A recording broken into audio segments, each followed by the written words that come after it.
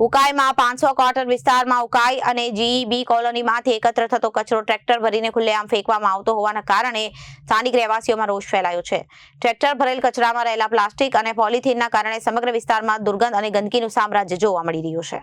Tractor ભરેલા કચરો ફેંકવામાં આવતી જગ્યાએ થોડા દૂરના રહેણાંક મકાનો, શાળા, હોસ્ટેલ આવેલા હોવા છતાં જવાબદાર તંત્ર દ્વારા યોગ્ય ધ્યાન આપવામાં આવતું નથી.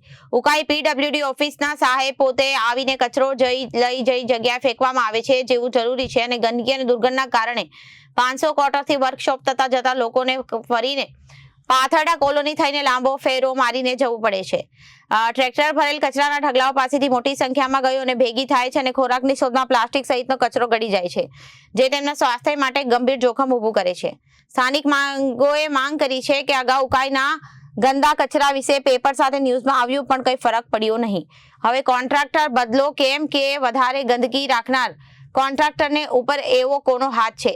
આ કોન્ટ્રાક્ટરને ખુલ્લેઆમ કચરો ફેંકવાની પ્રથા તાત્કાલિક બંધ કરી કચરાના યોગ્ય નિકાલની વ્યવસ્થા કરવામાં આવે અને તેમજ જવાબદાર કોન્ટ્રાક્ટર અને સંબંધિત તંત્ર સામે કાર્યવાહી કરવામાં આવે તે માટે આપનો આગલો ભાગ જોવો જરૂરી છે.